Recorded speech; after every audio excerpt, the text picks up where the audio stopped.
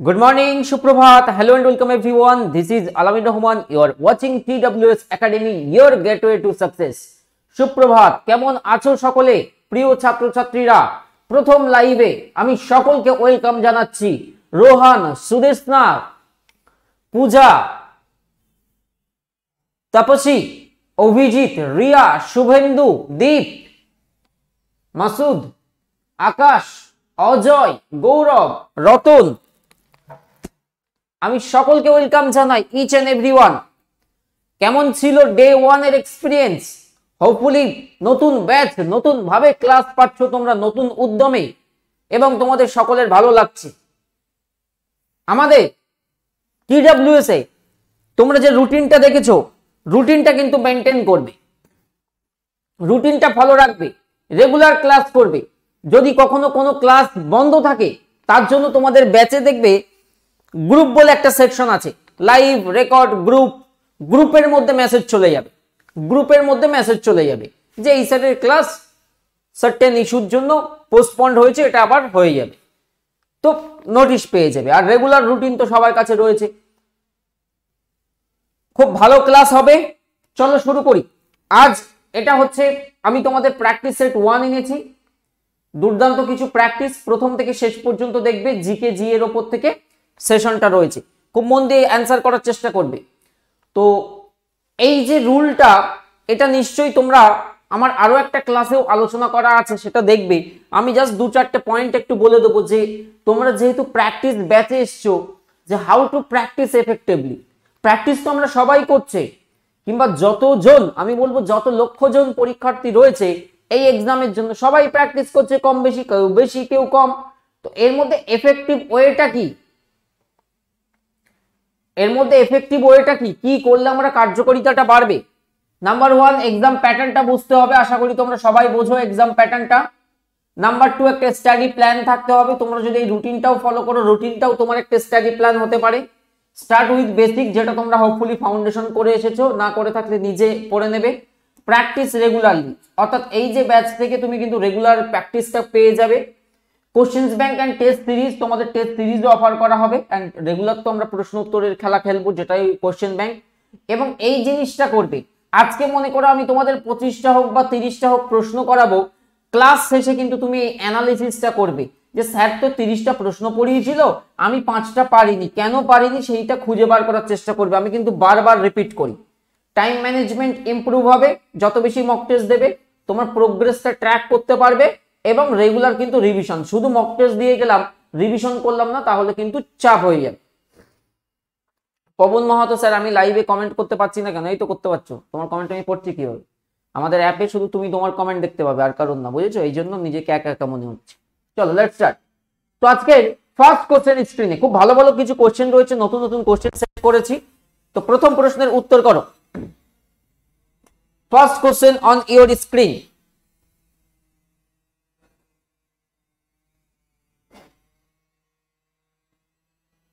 প্রথম প্রশ্নের জন্য সঠিক উত্তর কি হবে?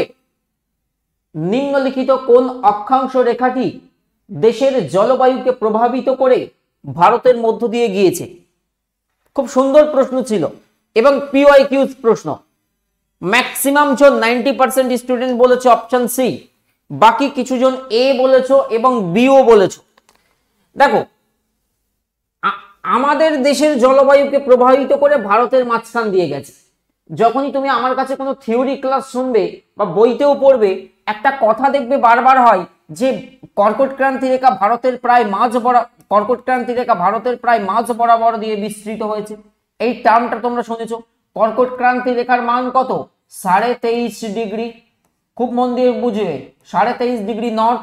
তাহলে এই কর্কট ক্রান্তি রেখায় কিন্তু ভারতের প্রায় মাঝ বরাবর দিয়ে উত্তর আর দক্ষিণে বলা হয় জলবায়ুকে প্রভাব করেছে। তাহলে কর্কট ক্রান্তি রেখার বিস্তার কোথা থেকে?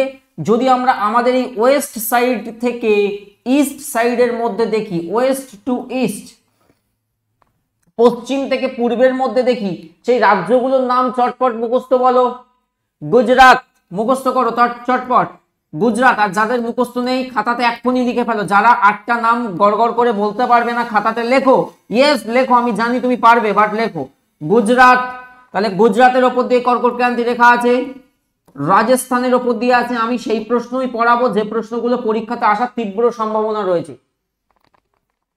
গুজরাট, রাজস্থান, মধ্যপ্রদেশ, ছত্তিশগড়, ঝাড়খণ্ড, এখানে 8টা রাজ্য। একদম প্রশ্নটা সহজ মনে হবে, কিন্তু অনেক পরীক্ষায় এসেছে। পশ্চিমবঙ্গ, তারপরে করবে ত্রিপুরা, তারপরে মনে রাখবে মিজোরাম। খেয়াল করলে বুঝবে এখানে আমরা 8টি রাজ্যের কথা উল্লেখ করেছি। দেয়ার আর 8 স্টেট যার উপর দিয়ে ট্রপিক অফ ক্যান্সার, ইংরেজিতে বলা হয় ট্রপিক অফ ক্যান্সার, বাংলাতে আমরা বলবো কর্কট ক্রান্তি রেখা। তাহলে সঠিক উত্তর কি? Option number A. তাহলে কোন অক্ষাংশ রেখাটি দেশের জলবায়ুকে প্রভাবিত করে ভারতের মধ্য দিয়ে গেছে? সেটা হচ্ছে কর্কট ক্রান্তি রেখা। এবারে ডাব্লিউবিপির পরীক্ষাতে এরকম হিস্ট্রি আছে, প্রিভিয়াস ইয়ারের একটা প্রশ্ন আসবে যে নিচের কোন রাজ্যের উপর দিয়ে কর্কট ক্রান্তি রেখা বিস্তৃত হয়েছে বা বিস্তৃত হয়নি। যদি হয়েছে থাকে তাহলে এই 8টার মধ্যে থাকবে, আর যদি হয়নি বলে দেখবে অপশনে দিয়ে দেবে ইউপি, কারণ ইউপির ওপর দিয়ে দেখবে বিস্তৃত হয়নি। তো এর জন্য তোমাকে রেডি রাখতে হবে। আর ওয়েস্ট বেঙ্গল স্পেসিফিক যখন আমরা পড়বো, পশ্চিমবঙ্গের ওই 5টা জেলার কথা আমরা মনে রেখে দেব, তাহলেই হবে। দুটো বর্ধমান মনে রাখবে, নদিয়া আছে, বাঁকুড়া আছে এবং পুরুলিয়া রয়েছে। চলো, একদমই সঞ্চিতা কর্মকার, বেশিরভাগ অপশনে ইউপি থাকে, এই জন্যই আমি ইউপিটা মেনশন করলাম।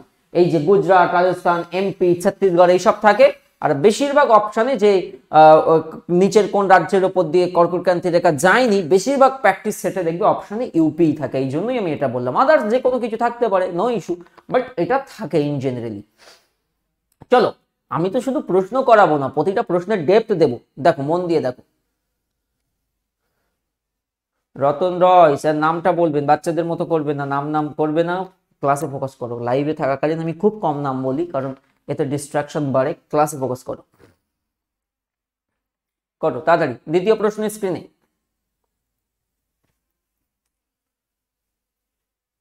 ভারতের কোন রাজ্যে valley of flowers national park? এটাকে আমরা আরেকটা নাম বলি, যেটাকে বলি পুষ্প উপত্যকা, পুষ্প উপত্যকা জাতীয় উদ্যান। তো পুষ্প উপত্যকা জাতীয় উদ্যান আমরা দেখব কোথায়? উত্তরাখণ্ড রাজ্যে। কোথায় দেখব? উত্তরাখণ্ড। যারা যারা অপশন এ নির্বাচন করেছো একদমই সঠিক উত্তর। এবার এখান থেকে যদি প্রশ্ন আসতো যে ভারতের ফার্স্ট ন্যাশনাল পার্ক কোনটি, ভারতের ফার্স্ট ন্যাশনাল পার্ক কোনটি, প্রথম জাতীয় উদ্যান কোনটা ঘোষিত হয়েছিল, যেটা বর্তমানে আমরা এই নামে দেখি জিম করবেট জাতীয় উদ্যান। হেমিস নয়, জিম করবেট, মনে থাকবে? আগে হেইলি বলতো, বুঝতে পেরেছো? So Jim Corbett national park, এটাই কিন্তু ফার্স্ট ন্যাশনাল পার্ক, অলওয়েজ মনে রেখে দেবে। Jim Corbett is the right answer. এছাড়া আর কি কি আছে উত্তরাখণ্ডে? গোবিন্দ ন্যাশনাল পার্ক আছে। আর কি ন্যাশনাল পার্ক আছে? রাজাজি জাতীয় উদ্যান আছে। নন্দা দেবী হতে পারে, নন্দদেবী জাতীয় উদ্যান।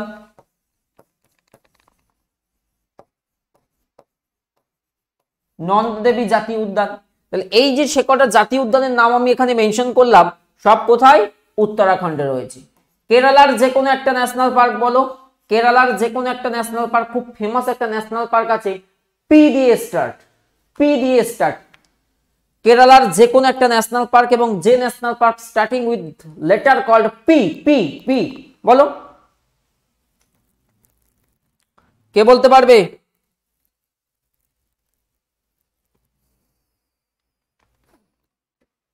পেরিয়ার, ভেরি গুড, পেরিয়ার, পেরিয়ার, একদমই কারেক্ট, পেরিয়ার। এবারে উত্তরাখণ্ড আলোচনা হচ্ছে, বাকি 4টে রাজ্য আলোচনা হচ্ছে, একটা কারেন্ট অ্যাফেয়ার্স এর উপরে প্রশ্ন জিজ্ঞেস করি। প্রশ্নটা হচ্ছে এইরকম, এবং খুব পপুলার প্রশ্ন কিন্তু এটা। ভারতের 38 ন্যাশনাল গেম আয়োজিত হচ্ছে কোথায়? ভারতের 38 national games will be held in, কোথায় আয়োজিত হবে? ভারতের 38তম জাতীয় গেমস কোথায় আয়োজিত হবে? কে বলেছো বিহার? একদম কান ধরে দাঁড়াও। কারেন্ট অ্যাফেয়ার্সের লাস্ট কয়েকদিনে বহুবার রিপিট করেছি। বাবা কেউ গোয়া, তামিলনাড়ু, কেরালা, দিল্লি, উত্তরাখণ্ড। ভাই উত্তরাখণ্ড। রিসেন্ট কারেন্ট অ্যাফেয়ার্সে দেখবে আমি যে ডেলি কারেন্ট অ্যাফেয়ার্স সিজন শুরু করেছি না, এখানেও এই প্রশ্নটা আলোচনা করেছি। খুব পপুলার গেম, ভারতের জাতীয় গেম, ন্যাশনাল গেম, 38 এডিশন হতে চলেছে। তো সেই 30 এডিশনের ন্যাশনাল গেম কোথায় আয়োজিত হবে? উত্তরাখণ্ড হবে। সমর সরকার কি বলছো? ইউপিতে দুধওয়া জাতীয় উদ্যান একটি মাত্র। Absolutely correct. ইউপিতে আমরা দুধওয়া ন্যাশনাল পার্ক আমরা দেখে থাকি। চল পরের প্রশ্ন, দুর্দান্ত কনসেপ্টের প্রশ্ন, আমার নিজে হাতে সেট করা। চটপট উত্তর কর। কালকের ম্যাথ ক্লাসের রেকর্ডিং অ্যাভেলেবেল হয়নি না? কোনো টেকনিক্যাল গ্লিচ হয়েছিল? জেনারেলি এমন হয় না, 1 থেকে 2 ঘন্টার মধ্যে চলে আসে। ইউটিউব ক্লাসে যেমন হয়ে গেলেই তারপরে ডাউনলোড অপশন চলে আসে, ইউটিউব ক্লাসেও দেখবে, অ্যাপেও তাই সেম সিস্টেম। কোনো আই থিঙ্ক সার্ভারের ইস্যু হয়েছিল, আমি সকালে জানতে পেরেছি, টেকনিক্যাল টিমকে ফরওয়ার্ড করেছে, 2-4 ঘন্টার মধ্যে হয়ে যাবে, 2-4 ঘন্টার মধ্যে হয়ে যাবে। কালকে ওটা একটা হয়েছে, আর এনএম এর ব্যাচে একটা এরকম ক্লাস আটকে গেছে, ফরওয়ার্ড করে দিয়েছি, হয়ে যাবে। করো। ওহো কি কোশ্চেন! যদি ভুল করো এত বোকা বকবো যে কেন তোমার এই যে ছোট ছোট নাম্বারগুলো পরীক্ষাতে পাও না, সেটা এখান থেকেই ধরা পড়বে। খুব মন দিয়ে শুনবে। আকাশ, শাহিন, রহমান, বিশ্বজিৎ, দেখো বলছে গ্রীষ্মকালে উত্তর পশ্চিম ভারতে, তাহলে সবার প্রথম লোকেশনটা বুঝি। উত্তর পশ্চিম ভারত বলতে আমার এই অঞ্চল বোঝাচ্ছে। Very good. এটা হচ্ছে নর্থ, এটা হচ্ছে ওয়েস্ট, তাহলে এই হচ্ছে আমার উত্তর পশ্চিম ভারত। একটা অ্যাপ্রক্স ধারণা দেওয়ার চেষ্টা করছি। উত্তর পশ্চিম ভারতে গ্রীষ্মকালে বিকালে ধুলির ঝড় কি নামে পরিচিত? যারা যারা কালবৈশাখী লিখেছো, কালবৈশাখী কোথায় হয়? ইধার, ওয়েস্ট বেঙ্গল বলো, আসাম বলো, এপাশে বাংলাদেশ বলো, ইধার ইস্ট সাইডে এদিকে। তো কালবৈশাখী হবেই না, এটা বাদ দাও। এবারে পড়ে রইল আমার দুটো অপশন, কালবৈশাখী বাদ, পম্পেরেও বাদ। পড়ে রইল আঁধি এবং লু। এই সবগুলোকে কি বলে বলো তো দেখি? সবগুলো কি ধরনের বায়ুর এক্সাম্পল? এই সবগুলো কি ধরনের বায়ুর এক্সাম্পল? এই এখানে কোথায় উত্তর পূর্ব লেখা? এখানে উত্তর পশ্চিম লেখা না? তাহলে কালবৈশাখী কি করে হয়? পশ্চিম কোন দিকে? এইদিকে, উত্তরেই। এগুলো সব কি ধরনের? ভেরি গুড, একজনই ধরতে পেরেছে। আরে এগুলো হচ্ছে লোকাল উইন্ড, এগুলো হচ্ছে লোকাল উইন্ড। তুমি দিল্লিতে গিয়ে কালবৈশাখী খুঁজবে, পাবে? হবে না। এগুলোকে বলা হয় স্থানীয় বায়ু। স্থানীয় বায়ু অঞ্চল ভেদে বৈশিষ্ট্য, তারতম্য বা ইত্যাদি চেঞ্জেস হতে থাকে। তো এবারে আঁধি মানে মনে রেখে দেবে, অলওয়েজ আঁধি মানে মনে রেখে দেবে, আঁধি হচ্ছে ডাস্ট স্টর্ম। আঁধি মানে হচ্ছে ধুলোর ঝড়, আর লু মানে হচ্ছে ভেরি হট এয়ার। এবারে ধুলোর ঝড় বলেছে, অবভিয়াসলি উত্তর হতেই হবে আঁধি। এবং এটা আমি আরো ভালো করে বুঝিয়ে দিচ্ছি এই জায়গা থেকে, যেহেতু অনেকে পারোনি এই কারণে এবং পরীক্ষাতে আসে। সবার প্রথমে আসি কালবৈশাখী। কালবৈশাখীকে বলা হয় নর ওয়েস্টার। কালবৈশাখীকে কি বলা হয়? নর ওয়েস্টার, মানে উত্তর পশ্চিম দিক থেকে প্রবাহিত হয় বলে একে বলা হয় নর ওয়েস্টার। তাহলে এখানে লিখে রাখো, কাল লিখে রাখবে, খাতা পেন বার করবে, কাল বৈশাখী। কাল বৈশাখীকে আমরা বলবো, ইংরেজিতেই লেখো নর্থ ওয়েস্টার। তো এখান থেকে যে নর্থ আর ওয়েস্ট এই জিনিসটা হাইলাইট হবে, তার কারণ উত্তর পশ্চিম দিক থেকে বয়ে আসে বলে একে নর ওয়েস্টারও বলা হয়ে থাকে। আসামে তুমি যখন চলে যাবে কালবৈশাখীকে, আসামে একে কি বলে? আসামে কালবৈশাখীকে বলে বারদৈছিলা। বারদৈছিলা। তাহলে কালবৈশাখীকে আসামে বলা হয় বারদৈছিলা। এটা মূলত পশ্চিমবঙ্গে যে সময় চৈত্র বৈশাখ মাস আমাদের চলে, স্পেসিফিক্যালি বলতে গেলে মে মাস, জুন মাস, এই সময় আমরা দেখি বিকাল বেলার দিকে প্রায়শই একটা ঝড়ের প্রাদুর্ভাব ঘটছে এবং বজ্র বিদ্যুৎ সহ প্রবল একটা বৃষ্টিপাত হলো, কিছু সময় পরে আবার ঠিক হয়ে যায়। হ্যাঁ, এই জিনিসটাই আমরা বলি কাল বৈশাখী, এই জিনিসটাকে আমরা বলি কাল বৈশাখী। তাহলে এটা আমাদের এই সাইডে হয়ে থাকে। তো এটা কখনোই আমার এই উত্তর পশ্চিম দিকের এই রাজ্যের সঙ্গে নয়। এবার লু আঁধির গল্প হচ্ছে উত্তর পশ্চিম ভারত, মেনলি রাজস্থান, মেনলি পাঞ্জাব, হরিয়ানা, কিংবা দিল্লির কিছু অংশ, এই সব অঞ্চলে দেখবে এক ধরনের উষ্ণ স্থানীয় বাতাস যা ভেরি হট প্রকৃতির হয়, তাকে আমরা বলে থাকি লু। লু, এই লু এর প্রভাবে অনেক সময় বিভিন্ন প্রাণী হোক, জন্তু জানোয়ার হোক, তাদের প্রাণহানি পর্যন্ত ঘটে। তাহলে লু মানে কি? লু মানে অলওয়েজ মনে রেখে দেবে, লু মানে হচ্ছে উষ্ণ এবং শুষ্কও বলা যায়, উষ্ণ ভেরি হট এয়ার, উষ্ণ গরম বাতাস, এও উত্তর পশ্চিম ভারতেই প্রবাহিত হয়। লু কি? লু উত্তর পশ্চিম ভারতেই প্রবাহিত হয়। আর যদি আঁধির কথা বলি, এও উত্তর পশ্চিম ভারতে প্রবাহিত হয়, বাট আঁধি হচ্ছে এক প্রকারের ধুলোর ঝড়। আঁধি হচ্ছে ডাস্ট স্টর্ম বা আঁধি হচ্ছে ধুলির ঝড়। এবং বলা চলে লু যেমন পুরো বাতাসটাকে গরম করে দিল, তেমনি আঁধির প্রভাবে বাতাসটা অনেক সময় আবার একটু মনোরম হওয়ার চেষ্টা হয়। কারণ আঁধি যখন এরকম ধুলো চলে ঝড় বয়ে যায় না, বাতাসের উষ্ণতাটা অনেকটা ড্রপ হয়ে যায়, ধুলোর ঝড় হয়। এবং ধুলোর ঝড় হওয়া সত্ত্বেও লু এর কারণে যে বাতাসটা গরম থাকে সেটা একটু হলেও ড্রপ হয়। তোমরা যদি কখনো আমাদের স্টেটের আউট অফ স্টেটে যাও, বিশেষ করে রাজস্থান, বিশেষ করে দিল্লি, ইউপি, এরকম বেশ মানে আমাদের উত্তর পশ্চিম ভারতের এই সমস্ত বেল্টে যদি দেখো, অনেক সময় গেলে দেখতে পারবে লোকজন বাইক চালাচ্ছে, ভালো কথা, প্রচন্ড দুপুরের কথা বলি, 12টা, 1টা, 2টো, দেখবে ওরা এরকম একটা কাপড় দিয়ে নাক মুখ ঢেকে রাখে অলওয়েজ, যেটা আমাদের এখানেও খুব দেখি, খুব কম, মানে বছরের নির্দিষ্ট স্পেসিফিক কিছু টাইমে গরম বাতাসটা যাতে মুখে না আসে। আমি নিজেও এই সময় ওখানে বাস ট্রাভেল করেছি, তো দেখি এরকম বাতাসগুলো যখন আসে না, মনে হচ্ছে মুখ ঝলসে যাচ্ছে। আমরা এখানকার এই যে ওয়েদারে থাকি, সে গিয়ে অ্যাডজাস্ট করাটাই টাফ মনে হয়। তো এটা কিন্তু মনে রাখতে হবে। চল পরের প্রশ্ন করো স্ক্রিনে।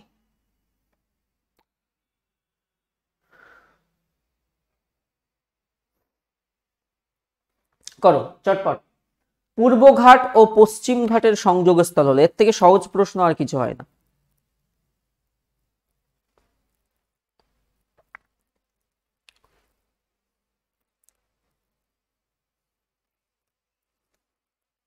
পম্পেরো, পম্পেরো হচ্ছে একটা লোকাল উইন্ড। আগের প্রশ্ন যেটা ছিল, এই যে এটা বলা হয়, পম্পেরো হচ্ছে একটা লোকাল উইন্ড। এটাও একটা তোমার স্থানীয় বায়ু, এটা উষ্ণ বায়ু প্রকৃতির কাজ করে। মূলত যে আন্দিজ পর্বতের পাদদেশ অঞ্চল থেকে যে আর্জেন্টিনা অঞ্চলের পম্পাস তৃণভূমি অঞ্চলের দিকে যে উষ্ণ বাতাস প্রবাহিত হয়, তাকে পম্পেরো বলে, লোকাল উইন্ড। এটার একটা তালিকা পড়লেই হয়ে যায়। এবারে দেখো এই প্রশ্নটাই কি বলছে, পূর্বঘাট ও পশ্চিম ঘাটের সংযোগস্থল হলো হোয়ার দ্য ইস্টার্ন ঘাট অ্যান্ড ওয়েস্টার্ন ঘাট মিটস টুগেদার। তাহলে এটা রাইট অ্যান্সার কি হয়ে যাবে? নীলগিরি মাউন্টেন। সঠিক উত্তর কি করেছো? Option number D is the right answer. কি কি এক্সট্রা ইনফরমেশন মনে রাখতে হবে যেটা তোমার পরীক্ষাতে কার্যকরী? কিছু ইম্পর্টেন্ট পয়েন্ট বলে দিই, একটু নোট করে নাও। ভেরি গুড সম্বরণ মন্ডল, একদমই। নীলগিরি বলেছে মানে এর হাইয়েস্ট পিক মনে রাখো দোদা বেতা। Dodabetta is the highest peak of Nilgiri hill. নীলগিরির সর্বোচ্চ শৃঙ্গের নাম কি? দোদা বেতা। এবারে প্রশ্ন আসলো সমগ্র, খুব মন দিয়ে শুনবে, সমগ্র দক্ষিণ ভারতের সর্বোচ্চ শিখর, সমগ্র দক্ষিণ ভারতের সর্বোচ্চ শিখরটি হলো, সমগ্র দক্ষিণ ভারতের সর্বোচ্চ শিখরটি হলো, কি হবে উত্তর? মনে রেখে দেবে, উত্তর আমরা করে আসব আনাইমুদি। তাহলে আনাইমুদি বেসিক্যালি সমগ্র দক্ষিণ ভারতের সর্বোচ্চ শিখর, অ্যাজ ওয়েল অ্যাজ মনে রেখে দেবে আনাইমুদি হলো পশ্চিম ঘাটের হাইয়েস্ট পিক। আমাদের যে ওয়েস্টার্ন ঘাট আছে না, পশ্চিম ঘাট, সেই পশ্চিম ঘাটেরও কিন্তু সর্বোচ্চ বিন্দু হচ্ছে আনাইমুদি। তাহলে ওয়েস্টার্ন ঘাট অথবা আমাদের দক্ষিণ ভারতের হাইয়েস্ট পিক আসলে আনাইমুদি করব। আর যদি প্রশ্ন পূর্বঘাট দিয়ে হয়, তাহলে খেয়াল রাখতে হবে পূর্বঘাট থেকে আমাদের হতে পারে জিন্দাগাদা। অপশানে মহেন্দ্রগিরিও অনেক সময় নেয়, খেয়াল রাখবে যদি জিন্দাগাদা আমার অপশানে থাকে এটাই করে বাড়িয়ে আসবে। অনেক সময় এরকমও হয় অপশানে মহেন্দ্রগিরিও থাকে, ঠিক আছে।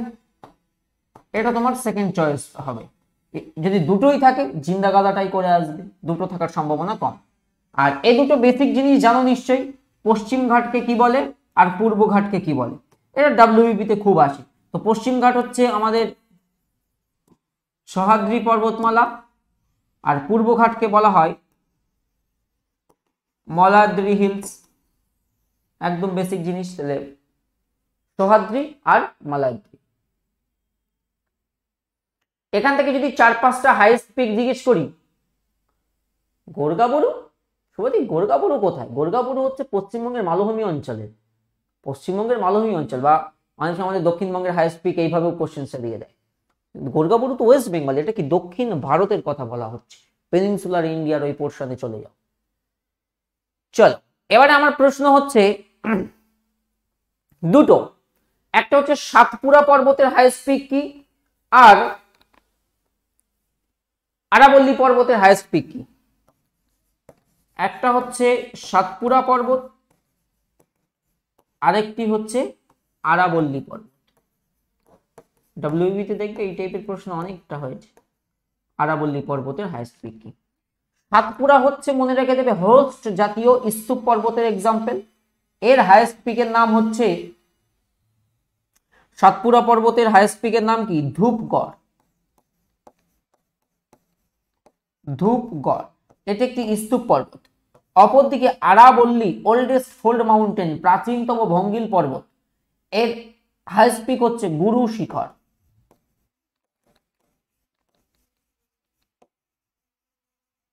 গুরু শিখর। পরের প্রশ্ন করো, দুর্দান্ত প্রশ্ন হাজির স্ক্রিনে, দুর্দান্ত প্রশ্ন।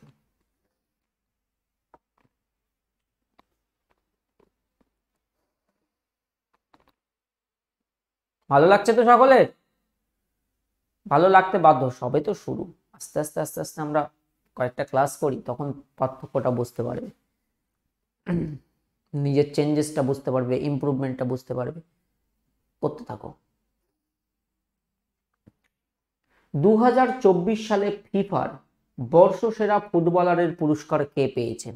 এই রিসেন্ট আমি কারেন্ট অ্যাফেয়ার্সেও করিয়েছি যে FIFA best men's player of the year কে জিতেছেন রিসেন্টলি। ও কালকে আরাবুল স্যারও করিয়েছে, ভেরি গুড ভেরি গুড। তাহলে সঠিক উত্তর কি হয়ে যাবে? Vinicius junior, right answer option D. আচ্ছা, যদি থাকতো যে ফিফার বর্ষসেরা মহিলা প্লেয়ার কে হয়েছেন, ফিফার বর্ষসেরা মহিলা প্লেয়ার কে হয়েছেন, এ ধরনের প্রশ্ন আসে কিন্তু, উত্তর হবে কি? আইতানা বনমাতি। কি হবে? আইতানা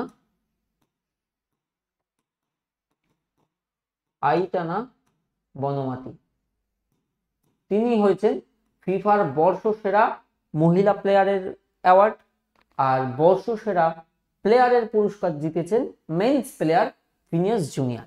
এবারে বলো তো গোলকিপার কে জিতেছেন? গোলকিপার, যে মেন্স গোলকিপার, ডাল্টন স্যারও করিয়েছেন রাতে, ওরে বাবা। তাহলে প্রশ্নটা লেভেল বুঝতে পারছো, সব স্যারেরই থটে প্রশ্নটা ঘুরছে, কারণ এই ধরনের প্রশ্ন প্রিভিয়াস ইয়ারের রেকর্ড আছে যে এসছে, এই জন্যই সব স্যারেরা ইম্পর্টেন্ট ভেবেছে বলেই করিয়েছে। বলো, উইনার দলের ফিফা ওয়ার্ল্ড কাপ 2022-এর উইনার দলের গোলকিপারের নামটা বললেই হয়ে যাবে। এবং তোমাদের কারোর মনে আছে, বুবাই, বিবেক, ইমরান, মনে আছে তোমাদের? লেডি কনস্টেবলের আমাদের যে পরীক্ষাটা হয়েছিল, ওদের পরীক্ষায় প্রশ্ন দিয়েছিল যে ফিফা বিশ্বকাপে এই বিজয়ী দলের গোলকিপারের নাম কি ছিল?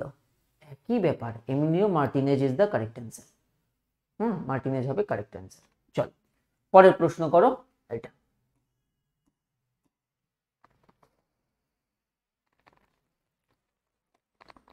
আমি সেই ধরনের প্রশ্নগুলো করাবো তোমাদের, যে প্রশ্নগুলো আসবে পরীক্ষাতে। আমার সেট কঠিন করার জন্য খুদাই করিয়ে দিলাম, আমি কোনোদিন করাবো, সেইগুলোই করাবো যা আসবে, কারণ দিন শেষে তো পরীক্ষায় কমন পাওয়ার একটা ম্যাটার কাজ করবে না, যেখান থেকে আসবে। তো প্রশ্ন হচ্ছে, দেখো, মাউন্ট এভারেস্ট জয়ী বিশ্বের প্রথম মহিলা হলেন, এই কয়েকদিন আগেই তুমি পিএসসির অ্যান্সার কি দেখো না, পিএসসি মিসলেনিয়াসেও এসছে এই প্রশ্ন। তাহলে সঠিক উত্তর অবভিয়াসলি জুনকো তাবে ইজ দ্য রাইট অ্যান্সার। যারা যারা অপশন বি বলেছো, ভেরি ব্যাড ভেরি ব্যাড, তোমরা প্রশ্ন পড়োনি, প্রশ্ন পড়নি, বোঝনি। কি বলেছে? মাউন্ট এভারেস্ট জয়ী বিশ্বের প্রথম মহিলাকে, বিশ্বের প্রথম মহিলা জুন কোথাবে? ফ্রম জাপান, জাপানে। আর যদি ভারতের প্রথম বলতো অবভিয়াসলি আমরা করব বাচেন্দ্রী পাল। বাচেন্দ্রী পাল কি না ভারতের প্রথম মহিলা যিনি মাউন্ট এভারেস্ট ক্লাইম্ব করেন, বা প্রথম ভারতীয় মাউন্টেনার বাচেন্দ্রী পাল। এবারে দেখো আমি কয়েকটা নাম লিখছি, তোমরা লাইনগুলো লেখো যারা যারা পারবে। 1 নম্বর হলো সন্তোষ যাদব,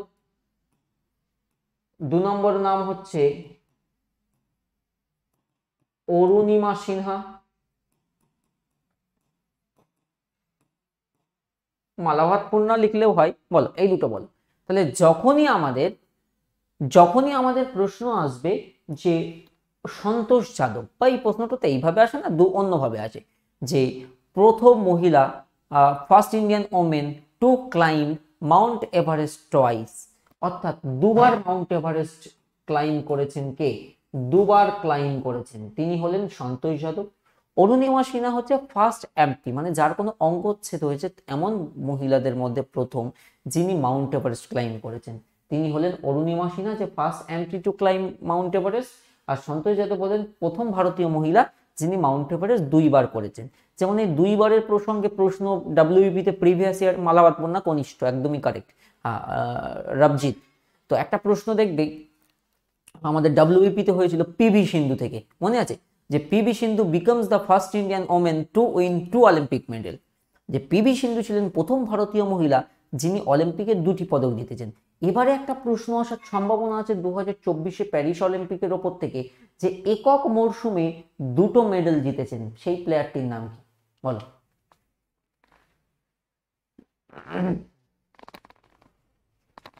যদি ভুল বলো, আরে একদমই পবন মাহাতো, তপন বর্মন, একদমই। মানু Bhaker is the correct answer. আমাদের শুটার দেখবে সরবজিৎ সিং এর সঙ্গে একটা যৌথভাবে জয়েন্ট ইভেন্টে যেতেন আর একটা সিঙ্গেল থেকে যেতেন। আমাদের মানু Bhaker is the right answer. অলিম্পিকের ওপর থেকেও তোমাদের একটা ডেডিকেটেড ক্লাস আপলোড হবে, অলিম্পিকের ওপর থেকে, অনলি অলিম্পিকের পোর্শন থেকে। ওকে, চলো চিন্তা করবে না, এই প্রশ্নের উত্তর করো।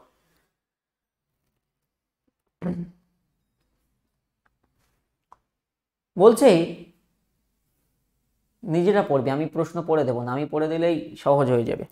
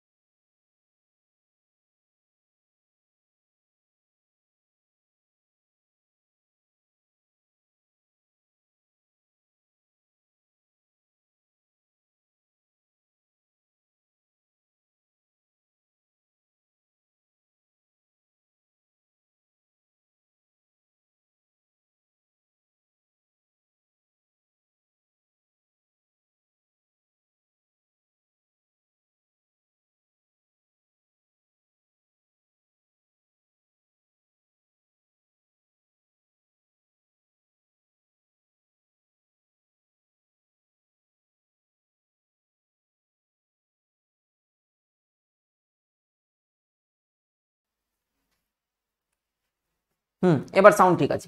তো ব্যাস সম্মান অ্যাওয়ার্ড প্রদান করা হয় in the field of literature, সাহিত্য ক্ষেত্রে প্রদান করা হয় ব্যাস সম্মান অ্যাওয়ার্ড। একটা পরীক্ষাতে আসে যে ব্যাস সম্মান পুরস্কার গিভেন বাই, ব্যাস সম্মান অ্যাওয়ার্ড ইজ গিভেন বাই, প্রদান করে কারা? অ্যান্সার করে আসবে কে কে বিড়লা ফাউন্ডেশন।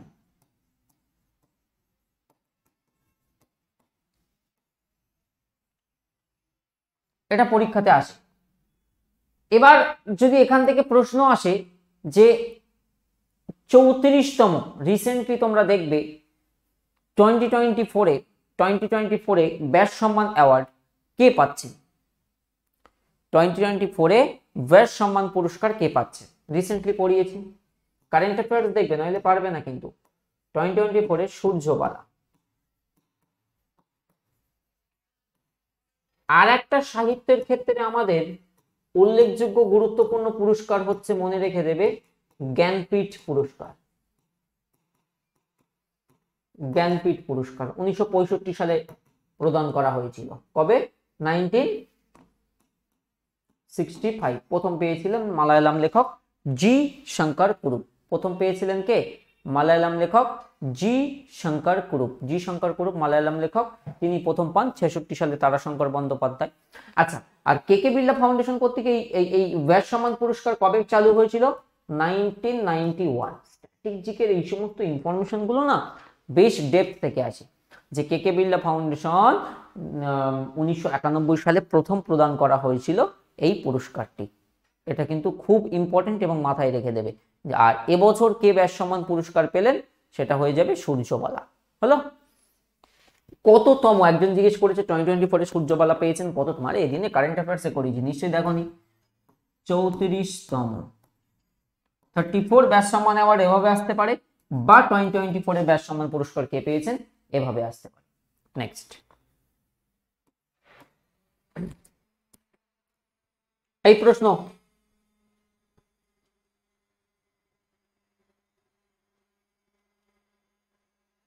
করো, কি বলছে? একদম সহজ, অনেকবার আসে ডব্লিউবিপি তে। স্টেট ব্যাংক অফ ইন্ডিয়া জাতীয়করণ হয়েছিল কোন সালে? স্টেট ব্যাংক অফ ইন্ডিয়া, এখানে আরবিআই বলেনি। 1935 কেন করছো? 1955। এই ব্যাংকটাই দেখবি কেপির প্রিভিয়াস ইয়ারের প্রশ্ন, ডব্লিউবিপি কেপির। ইম্পেরিয়াল ব্যাংকের তোমরা নাম শুনেছো, ইম্পেরিয়াল ব্যাংক অফ ইন্ডিয়া। তাহলে এই ইম্পেরিয়াল ব্যাংকই কিন্তু পরবর্তীতে এসবিআই হিসেবে আত্মপ্রকাশ করে 1955 সালে জাতীয়করণ হওয়ার মাধ্যমে। হলো? হ্যাঁ, অনেকে ভুল করে আরবিআই ভেবেছে, একদমই কারেক্ট। আর এখান থেকে আরেকটা প্রশ্ন যেটা তোমরা অনেকে ভেবেছো, আরবিআই বললে established year 1935, ন্যাশনালাইজড ইয়ার 1949। এবারে বলো আরবিআই এর বর্তমান গভর্নর কে আছে? আরবিআই এর বর্তমান গভর্নর কততম? না অবভিয়াসলি 26তম। 25তম গভর্নর আগে ছিলেন মাধবীপুরী বুঝ। সুমন, মন কোথায় থাকে? এত বকা বকতে, যদি সত্যি সত্যি পরীক্ষাতে এই মাসে কি করতে আমাকে বলো তো দেখি। না, বহুত ফাঁকি দিয়েছো, অনেকে ঠিকও করেছো,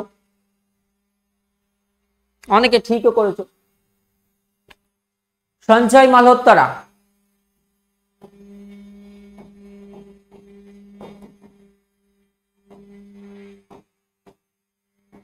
সঞ্জয় মালহোত্রা হলেন বর্তমান আরবিআই এর governor.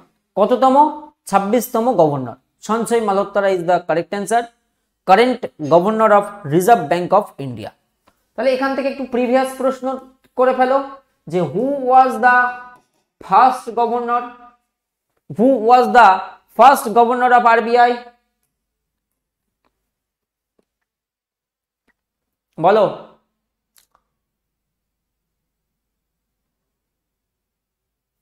Osbourne Smith, 3D Deshmukh নয়, ওসবোর্ন স্মিথ। এবারে যদি প্রশ্নটা এরকম দিত যে first Indian governor of RBI, তখন উত্তর করে আসবে CD দেশমুখ। সব ব্যাপার আছে না, এগুলো খুব মাথা ঠান্ডা করে শিখে রাখতে হবে। হ্যাঁ, তখন CD দেশমুখ আমরা করে আসবো রাইট অ্যান্সার। এটা জাতীয়করণের সাল, এটা এস্টাবলিশমেন্টের। ও আর একটা বেসিক প্রশ্ন হয়, ভারতে আর্থিক বছর ফিনান্সিয়াল ইয়ার কবে থেকে কবের মধ্যে চলে? ভারতের আর্থিক বছর বা ফিনান্সিয়াল ইয়ারের যে কাউন্টডাউনটা হয় কোন তারিখ থেকে কোন তারিখের মধ্যে, প্রশ্নটাও আসে। আর্থিক বছর বা আর্থিক বছরের যে হিসাব নিকাশ কবে থেকে কবে? 1 এপ্রিল থেকে শুরু হয়। ব্যাংকে গেলে বুঝতে পারবে এই জিনিসগুলো, কিংবা যারা আইটি রিটার্ন সাবমিট করো, 1 এপ্রিল টু 31 মার্চ।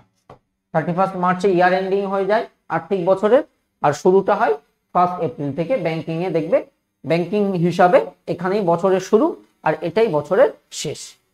এটা একটা ভালো প্রশ্ন।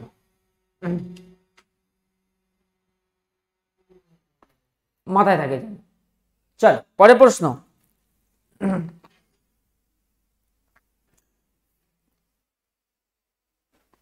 পরের প্রশ্ন স্ক্রিনে, এটা করো।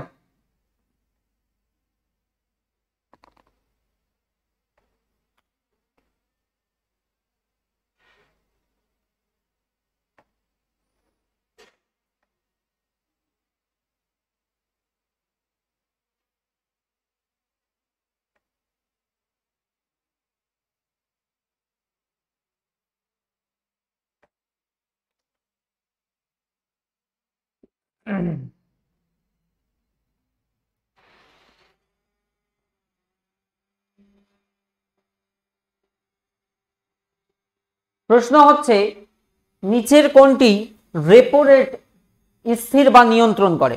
তোমরা নাম শুনবে এখানে দুটো, একটি হচ্ছে রেপো রেট, আরেকটি শুনবে রিভার্স রেপো রেট। মূলত হ্যাঁ, সমজিৎ একটা প্রশ্ন করেছে স্যার যে এটা কি জিনিস। আচ্ছা, তুমি আরবিআই এর কাছে অ্যাকাউন্ট খুলে টাকা রাখতে পারো? তুমি আরবিআই এর কাছে টাকা জমা রাখতে পারবে? আমরা রাখতে পারি না। তো সেক্ষেত্রে কি হয়, আমরা বিভিন্ন কমার্শিয়াল ব্যাংক হোক বা প্রাইভেট ব্যাংক হোক, সেই ব্যাংকে যাই, গিয়ে আমাদের টাকাটা জমা রাখি এবং তারা কি করে, তারা আরবিআইতে করে। তো বেসিক্যালি গল্পটা হচ্ছে এই জায়গায়। তো দু রকম এখানে টার্ম আছে, একটা হচ্ছে রেপো রেট আর একটা হচ্ছে রিভার্স রেপো রেট। আমাদের যে বিভিন্ন ব্যাংকগুলো আছে তারা কি হয়, কমার্শিয়াল ব্যাংকগুলো আছে তারা কি হয়, সঞ্চয় করে, তার বিনিময়ে একটা পায় আর একটা তাদের থেকে নেয়, তো এর বিনিময়ে যেটা পায়, এই হচ্ছে দুটো ফান্ড, রেপো রেট আর রিভার্স রেপো রেট। বুঝতে পেরেছো? তাহলে সঠিক উত্তর কি? অবভিয়াসলি এটা কন্ট্রোল করবে কে? আরবিআই। তো আরবিআই এর ফাংশনের মধ্যে মনে মাফ করবে, অ্যানিমেশন রং আছে।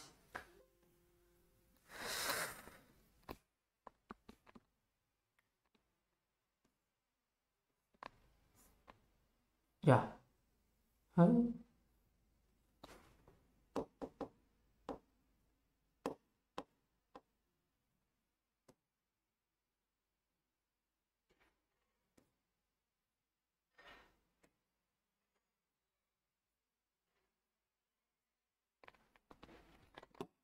হ্যাঁ। তো সঠিক উত্তর কি হচ্ছে? আরবিআই। এরপর এটা করো।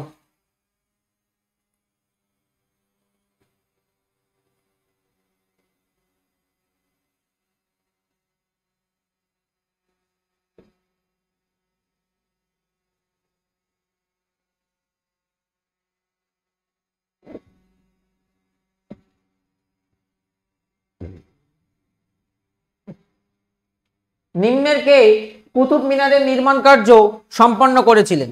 দিল্লিতে অবস্থিত কুতুব মিনার নির্মাণ শুরু করেছিলেন কুতুবউদ্দিন আইবক। কার স্মৃতির উদ্দেশ্যে? কুতুব মিনারের নির্মাণ করেছিলেন কার স্মৃতির উদ্দেশ্যে? কুতুবউদ্দিন আইবক নির্মাণ শুরু করেন কার স্মৃতির উদ্দেশ্যে? কে বলবে কার স্মৃতির উদ্দেশ্যে কুতুব মিনার? বখতিয়ার কাকি, তাই তো সুফিজন, বখতিয়ার কাকির স্মৃতির উদ্দেশ্যে কুতুব মিনারের নির্মাণ কার্য শুরু করেন কুতুবউদ্দিন আইবক, বাট তিনি কমপ্লিট করতে পারেননি। কমপ্লিট করবে পরবর্তী শাসক Iltutmish. Is the right answer, option number B হবে সঠিক উত্তর। একটা প্রশ্ন আসে যে দাস বংশের প্রতিষ্ঠাতা কি? দেখো এখান থেকে 3-4টে পয়েন্ট আছে, যেটাই দাস বংশ সেটাই মনে রেখে দেবে মামেলুক বংশ, যেটাই দাস বংশ সেটাই স্লেভ ডাইনেস্টি, সেটাই মামেলুক বা সেটাই হচ্ছে আইবক, এটাকে বলা হয়। তো এটাই হচ্ছে দিল্লি সুলতানি যুগে যে আমরা বংশগুলো পড়ি, দাস বংশ, তারপরে খলজি বংশ, সৈয়দ তুগলক বংশ, সৈয়দ বংশ, লোদি বংশ, তো দাস বংশ। তো এই বংশের প্রতিষ্ঠাতাকে, অবভিয়াসলি প্রশ্নটা বহুবার এসেছে যে এই বংশের প্রতিষ্ঠাতা হলেন কে? কুতুবউদ্দিন আইবক। কুতুবউদ্দিন আইবক হলেন এই দাস বংশের প্রতিষ্ঠাতা। কোন সময়ে? দাস বংশের সময়টা হচ্ছে 1206 খ্রিস্টাব্দ নাগাদ। 1206 খ্রিস্টাব্দ নাগাদ দাস বংশের প্রতিষ্ঠাতা হয়েছিল। এবার প্রশ্ন হচ্ছে যে কোন দিল্লি সুলতানির কোন সুলতান যিনি লাখবক্স বা লক্ষ্যদাতা বলা হতো, তার দানশীলতার জন্য? ওয়াসিম স্যার সব ভুলে যাচ্ছি, এই জন্যই তো আমি এসেছি, আস্তে আস্তে হয়ে যাবে, বুঝতে পেরেছি? সবে তো ডে ওয়ান, ধৈর্য ধরে আস্তে আস্তে সব মনে। এই জন্য দেখো আমার কোশ্চেন্স এর ভ্যারিয়েশন দেখছো, একটা মধ্যযুগ, একটা প্রাচীন যুগ, 4-5টা স্ট্যাটিক জিকে, 2-একটা ন্যাশনাল পার্ক, দেখবে চারিদিক থেকে ছড়িয়ে ছিটিয়ে প্রশ্ন কালেক্ট করে আমি করা। তো এই কুতুবউদ্দিন আইবক মনে রেখে দেবে লক্ষ্যদাতা বা লাখবক্স নামে পরিচিত। তার দানশীলতার জন্য লাখবক্স বা লক্ষ্যদাতা নামে পরিচিত কে ছিলেন? কুতুবউদ্দিন আইবক।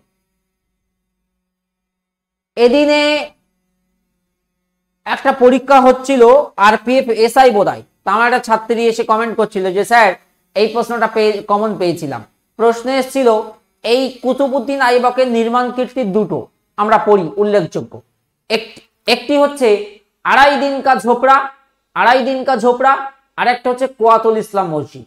তো প্রশ্ন এসেছিল এই কুয়াতুল ইসলাম মসজিদ কোথায় অবস্থিত, এই প্রশ্নটা এসেছিল। দেখি কে বলতে পারে।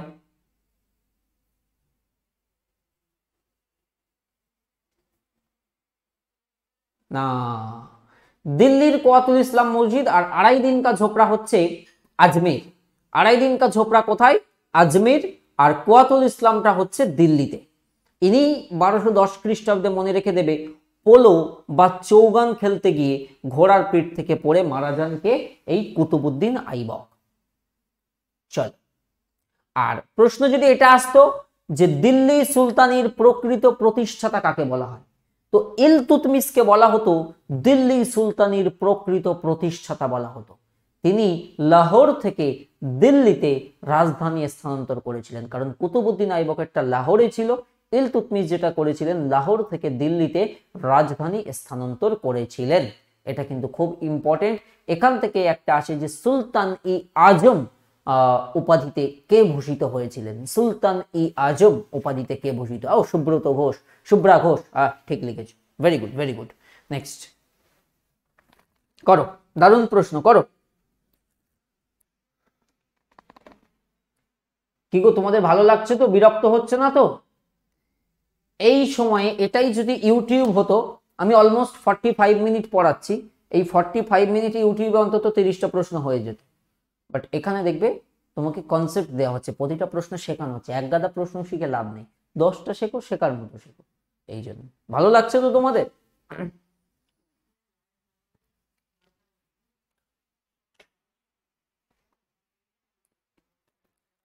হ্যাঁ, ওই ডাব্লিউবিপি তে দেয়, দুটো শব্দ দিয়ে প্রশ্নটা দেয় একই, এই জন্যই তো ব্যাস নিয়েছি। হ্যাঁ, তো ভারতীয় সংবিধানের প্রস্তাবে ধর্মনিরপেক্ষতা, এটা একটা দিয়ে দিয়েছে।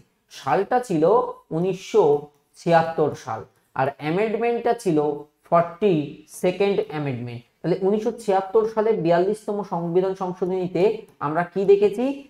3টি নতুন শব্দের সংযোজন, 3টি নতুন শব্দের সংযোজন, 3টি নতুন শব্দের সংযোজন, সমাজতান্ত্রিক, ধর্মনিরপেক্ষ আর সংহতি।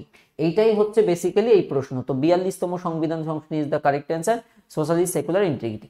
এবারে এখান থেকে প্রশ্ন আছে যে ভারতীয় সংবিধানের প্রস্তাবনা টিল নাও কতবার সংশোধিত হচ্ছে? তাহলে মনে রেখে দেবে একবারই মাত্র সংশোধিত হয়েছে, একবারই মাত্র সংশোধিত হয়েছে, একবারই মাত্র সংশোধিত হয়েছে। কোনটা? প্রস্তাবনাটা। কোনটা? প্রস্তাবনাটা। এবারে ডাব্লিউপি কেপিতে প্রিভিয়াস ইয়ারের প্রশ্ন তোমরা দেখেছো, একটা প্রশ্ন আসে যে সমাজতান্ত্রিক ও ধর্মনিরপেক্ষ শব্দ দুটি কবে যুক্ত হয়েছিল? তো কবে যুক্ত হয়েছিল? তো এই অ্যামেন্ডমেন্ট দ্বারা। তো দুটো থেকেও দেয়, এটা যেমন একটা থেকে দিয়েছে, একটা থেকেও দেয়, 3টে থেকেও দেয়। এটা করে খুব ইন্টারেস্টিং প্রশ্ন, বলো। জার্মান সিলভার, নাইক্রোম, যে সাধারণ মৌলটি থাকে তা হলো কি? ওহো, দারুণ প্রশ্ন, দারুণ প্রশ্ন, দারুণ প্রশ্ন। এবং 2018 সালে ডাব্লিউবিপি মেনের কোশ্চেনটা মনে আছে? আমি কি বলতে চেয়েছি দেখি, পুরানো ছেলে মেয়ে কারা আছে বা কারা একটু ডেপথে খুলে খুলে পড়ে। এই বইতে তোমাদের পিওয়াইকিউ এর 18 সালের ফার্স্ট 18 সালের জিকেতেই দেখবে জার্মান সিলভার এসেছিল, 18 সালের ডাব্লিউবিপি মেনে, হ্যাঁ কি না? প্রশ্ন এসেছিল জার্মান সিলভার কি কি দিয়ে তৈরি।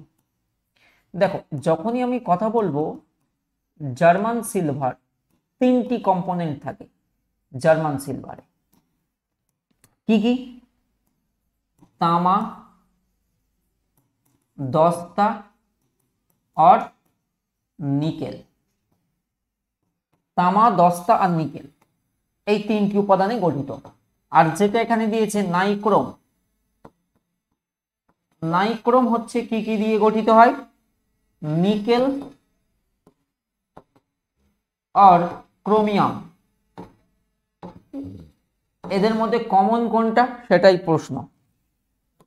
কমন দেখো নিকেল, তো এই প্রশ্নের উত্তর হতেই হবে nickel. Option number C correct answer. এর চেয়ে সহজ প্রশ্ন কিছু আছে?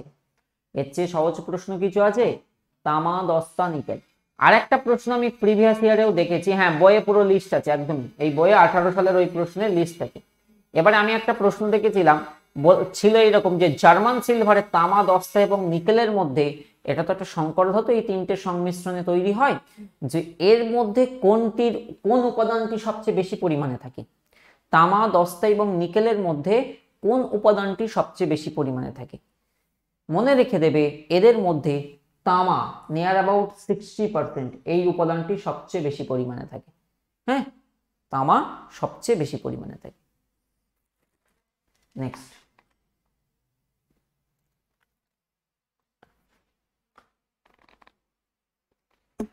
করো।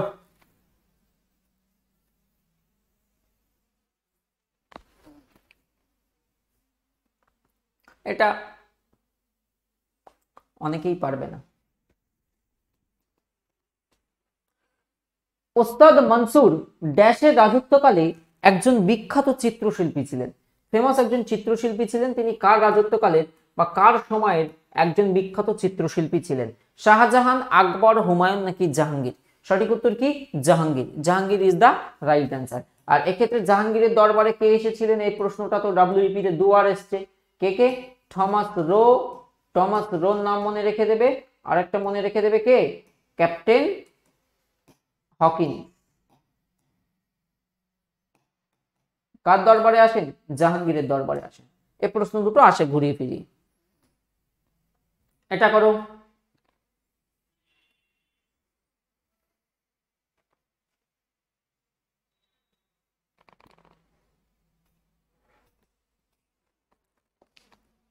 তাড়াতাড়ি।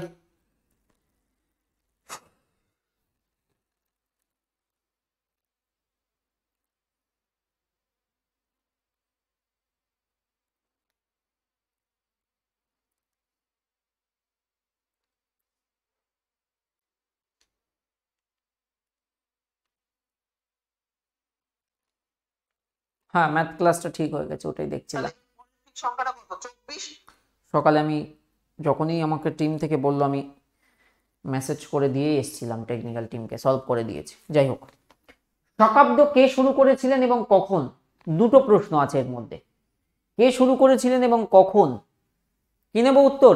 Obviously D, Kanishka. আর 78 খ্রিস্টাব্দ কনিষ্কের সিংহাসন আরোহণ কাল। এখানেও দেখো 78 দিয়েছে, বা এই যে রুদ্র দমন দিয়েছে, এই জন্য এটা বাদ। আর এই দুটো তো হচ্ছেই না, তো কনিষ্ক 78 খ্রিস্টাব্দ ইজ দ্য রাইট অ্যান্সার। এখন প্রশ্ন হচ্ছে এই কনিষ্কের সময়ে কোন বৌদ্ধ সম্মেলন হয়েছিল? কনিষ্কের সময় কোন বৌদ্ধ সম্মেলন আয়োজিত হয়েছিল? 4টে বৌদ্ধ সম্মেলন ভেরি ইম্পর্টেন্ট। তো কনিষ্কের আমলে, হ্যাঁ রাকেশ তোমার কমেন্ট দেখতে পাচ্ছি, সবার কমেন্টই দেখতে পাই এখানে, তোমরা শুধু নিজেরটাই দেখতে পাও। চতুর্থ, একদমই কারেক্ট। কুণ্ডলবন কাশ্মীর আমরা দেখেছি, চতুর্থ বৌদ্ধ সম্মেলন কনিষ্কের আমলে হয়। এটা একদম মনে রাখার একদম ইজি ট্রিক, এই আমি বহুবার বলেছি। রবি পাকা একদমই ইজি। র দিয়ে আমরা কি মনে রেখে দেব? রাজগৃহ। আচ্ছা, বি দিয়ে আমরা মনে রেখে দেব কি? বৈশালী। পা দিয়ে মনে রেখে দেব পাটলিপুত্র, অশোকের সময় তৃতীয়টা হয়েছিল। কা দিয়ে আমরা কুণ্ডলবন কাশ্মীর মনে রাখতে পারি। ওকে, তো এই হচ্ছে 4টি গুরুত্বপূর্ণ বৌদ্ধ সম্মেলন আসে পরীক্ষাতে। এটি করো।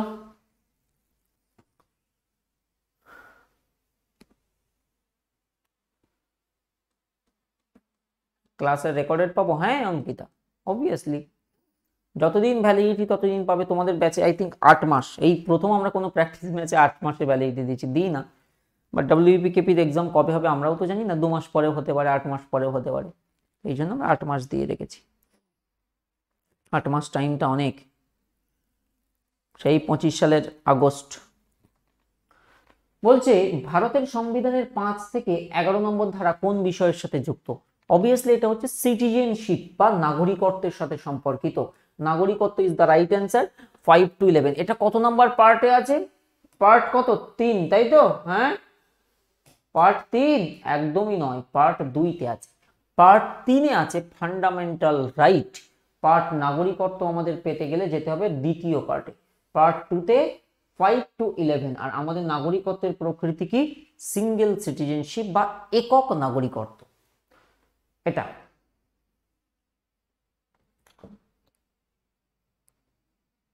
রূপা, ও রূপা তুমি এখানেও আছো? তুমি তো ভালো পড়াশোনা করো। তুমি এসএসসি রেলে ছিলে তাই না?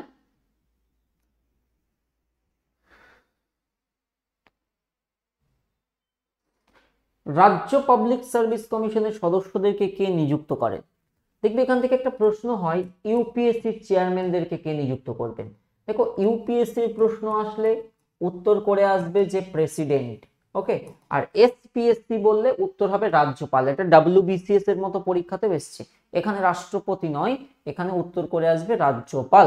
হ্যাঁ, রাজ্যপাল ইজ দ্য কারেক্ট অ্যান্সার। রাজ্য পাবলিক সার্ভিস কমিশনের সদস্যদের নিযুক্ত করেন রাজ্যপাল।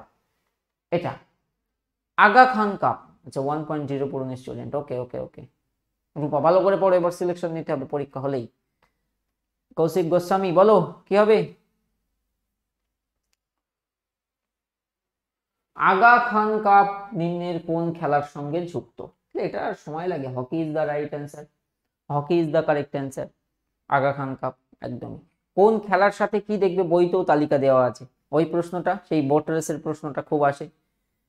এটা, ও এটা তো আজকে হয়েইছে, একটু ঘুরিয়ে হয়েছে। বলছে নিম্নের কোন সুলতান যিনি সুলতান ই আজম উপাধি পেয়েছিলেন? তো আজকে আমরা পড়েছি যে সুলতান ই আজম উপাধি আমরা কাকে দেখেছি না, যখন আমরা ইলতুৎমিশ পড়ছিলাম, ইলতুৎমিশকে আমরা দেখেছি যে তিনি সুলতান ই আজম উপাধিতে ভূষিত হন, খলিফার স্বীকৃতি লাভ। খলিফার স্বীকৃতি লাভ, এই জন্য তিনি নিজেকে খলিফার সেনাপতি বলে উল্লেখ করেছিলেন তিনি। তাহলে সঠিক উত্তর কি? Iltutmish is the correct answer. আচ্ছা এখানে একটা খুব পপুলার কোশ্চেন আছে, ইকতা ব্যবস্থা। ইকতা, ইকতা মানে কি বলতো? ইকতা প্রাপকদের কি বলে বলতো? একটু ডেপথ থেকে জিজ্ঞেস করছি। ইকতা শব্দের অর্থ কি? এটা একটা আমার ফার্স্ট প্রশ্ন। আমি থিওরি ক্লাসে সব শিখিয়ে রেখেছি। ইকতা শব্দের অর্থ কি? আর পরের প্রশ্ন হচ্ছে ইকতা প্রাপকদের কি বলা হতো? এই ইকতা যারা পেত, ইকতা প্রাপকদের কি বলা হতো? দেখি কতজনের মাথায় আছে ইকতা শব্দের অর্থ আর ইকতা প্রাপকদের কি বলা হতো? ইকতা শব্দের অর্থ কি?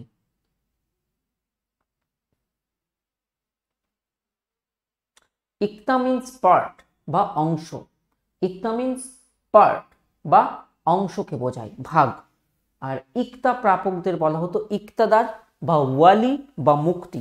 ইকতা প্রাপকদের বলা হতো ইকতাদার, ওয়ালি বা মুক্তি। ইকতা প্রাপকদের এটাই বলা হতো, এটা মনে রেখে দেবে। আমি এই জায়গায় একটা থিওরি নোট দেখিয়ে দিচ্ছি, এই নোটটা মুখস্থ করে নাও এক্ষুনি। অনেকজন ভুল করেছো, কারণ তোমাকে ইকতাদারটা তো দেবে না, ওয়ালি বা মুক্তি এখান থেকেই দেবে। ওয়ালি বা মুক্তি ওখান থেকেই দেবে, তোমাকে ইকতাদার আর দেবেন, বুঝেছো? ওটা WBCS এ এসছে জানো,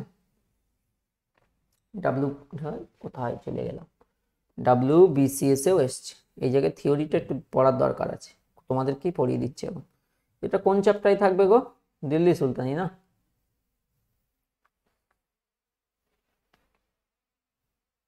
দিল্লি সুলতানি তো আমি পড়াই না, পড়িয়েছিলাম কোথায় একটা, মনে নেই কোন ব্যাচে দিল্লি সুলতানি পড়িয়েছিলাম, কেউ বলতে পারবে? নোটসটা তোমাদের দিয়ে দিতাম, এখান থেকেই পেয়ে যেতে।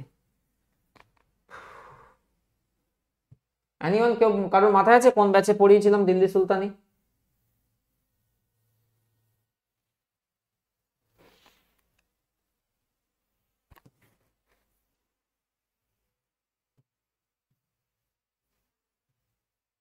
পেলে ভালো, না পেলে ঠিক আছে, চলো। ও পেয়েছি, দিল্লি সুলতানি, মানে এটা প্রথম দিকেই থাকবে।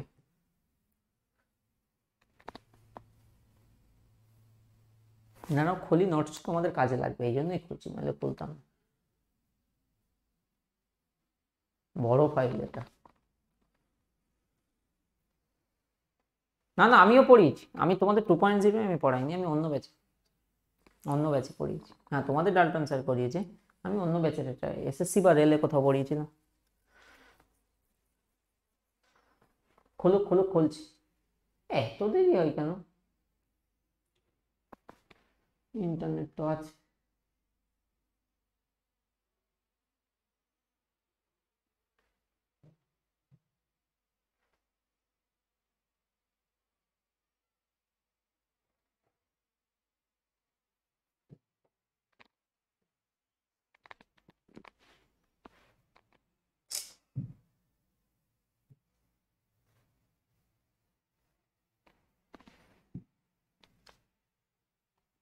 হ্যাঁ দাস বংশ, কুতুবুদ্দিন আইবক, এই যে জায়গাটা, এই জায়গাটাকেই প্রশ্ন আসে। এই জায়গাটা ভালো করে পড়ো, ইলতুৎমিশের এই জায়গা আলোচনা হয়েছে আজকে, একবার একটু পড়ে নিই আমি এটা আমার থিওরি পড়ানো, যে ইলতুৎমিশ ছিলেন সুলতানি যুগের প্রকৃত প্রতিষ্ঠাতা, এটা পরীক্ষাতে আসে। সুলতানি যুগের প্রতিষ্ঠাতা বা দাস বংশের প্রতিষ্ঠাতা বললে উত্তর আমরা করি কুতুবুদ্দিন আইবক। বাট ইলতুৎমিশ কখন হবে? যখন রিয়েল ফাউন্ডার, প্রকৃত প্রতিষ্ঠাতা টার্ম থাকবে, ওকে। আর ইভেন দাস বংশের শ্রেষ্ঠ সুলতান বললেও ইলতুৎমিশ। কুতুবুদ্দিন আইবকের জামাতা, লাহোর থেকে দিল্লিতে রাজধানী স্থানান্তর, খলিফার থেকে সুলতানি আজম উপাধি পান, পরবর্তী নিজেকে খলিফার সেনাপতি ভূষিত করেন। 40 চক্র বা বন্দেগানি চাহেলগানি বা তুর্কানি চাহেলগানি, এই টার্মগুলো ইম্পর্টেন্ট, এই টার্মগুলো ইম্পর্টেন্ট। কি কি বললাম? 40 চক্র, বন্দেগি চাহেলগানি বা তুর্কানি। আজকাল তো কোশ্চেন্সের প্যাটার্ন বদলাচ্ছে না, 40 চক্র কে প্রতিষ্ঠিত করেন বললেই সবাই উত্তর দিয়ে দেবে, বাট বন্দেগি চাহেলগানি বা তুর্কানি চাহেলগানি এই টার্মটাও জেনে রাখতে হবে। টঙ্কা জিতল মুদ্রা করেন। ইকতা প্রথা বা ইকতা ব্যবস্থা করেন। ইকতা বলতে কি? পার্ট বা অংশ বা ভাগকে বোঝায়, দেখো আমার নিজের হাতে লেখা। আর যারা ইকতা পায় তাদেরকে কি বলা হয়? ইকতা প্রাপকদের বলা হবে ইকতাদার বা ওয়ালি বা মাকতি। ইকতা প্রাপকদের বলা হবে ইকতাদার বা ওয়ালি বা মাকতি। সবাই বুঝেছো? সকলে বুঝেছো? ডান। এইগুলো এইভাবে পড়তে হয়। তারপর আলাউদ্দিন খলজি থেকে শুরু করে এইগুলো তোমাদের টাইম টু টাইম যখন যেখানে প্রয়োজন হবে আমি এরকম মেটেরিয়াল দেখিয়ে দেবো, তোমরা পড়ে নেবে, ঠিক আছে? যখন যেখানে প্রয়োজন হবে এরকম মেটেরিয়াল দেখিয়ে দেবো, তোমরা পড়ে নেবে। চলো পরের প্রশ্ন, এটা করো, একদম সহজ প্রশ্ন। অ্যাটর্নি জেনারেল হলো ভারত সরকারের, এটা বহুবার করা হয়েছে, আমরা এটা পাই কোন আর্টিকেলে? আর্টিকেল 76 আমাদের অ্যাটর্নি জেনারেল সম্পর্কে বলে। তিনি হলেন দেশের হাইয়েস্ট ল অফিসার বা চিফ ল অফিসার। আর এটাই যদি স্টেটের পরিপ্রেক্ষিতে আসতো, যেটা WPSI তে এসেছিল, তখন উত্তর হতো অ্যাডভোকেট জেনারেল অফ স্টেট। তখন আর্টিকেল কি হতো? 165 যদি বলতো ভারতবর্ষে কোন রাজ্যের সর্বোচ্চ আইন বিষয়ক কর্মকর্তা, অ্যাডভোকেট জেনারেল। দেশের সর্বোচ্চ আইন বিষয়ক কর্মকর্তা, অ্যাটর্নি জেনারেল। এটা করো।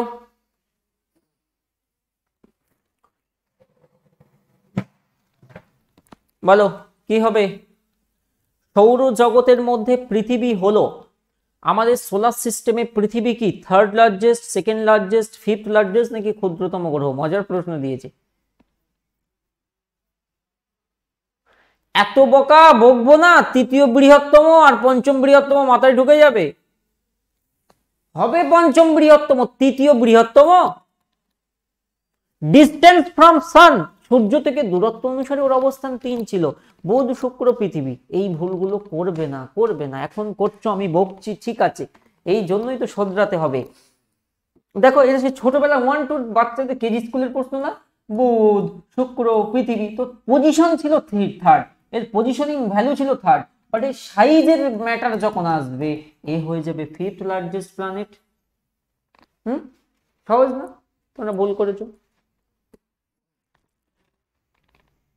কেজি স্কুলের প্রশ্ন না। এটা করো।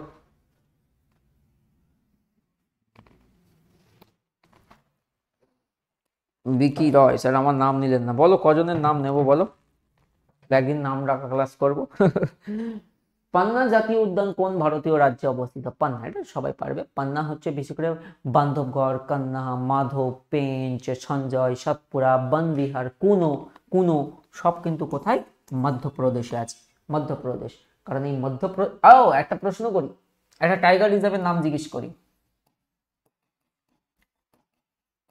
এই অপশনের মধ্যে হতেও পারে নাও হতে পারে, এই অপশনের মধ্যে হতেও পারে নাও হতে পারে।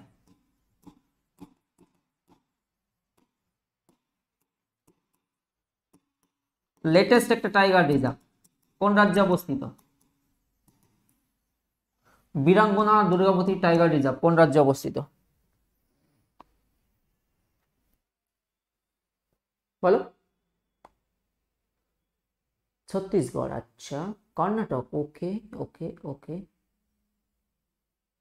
কারেন্ট অ্যাফেয়ার্সে যখন স্টেট রিলেটেড ইনফরমেশন থাকে, মানে একটা জিকেতে যখন কোনো, মানে একটা স্টেটের ওপরে যখন কোনো নিউজ থাকে, তার পরের স্লাইডে জানো একটা ওই কারেন্ট অ্যাফেয়ার্স, ওই সেই রাজ্যের ক্যাপিটাল, চিফ মিনিস্টার, গভর্নর থাকে, ন্যাশনাল পার্ক থাকে।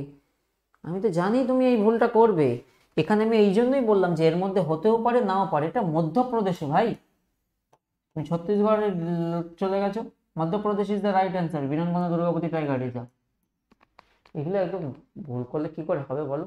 নেক্সট, এটা করো।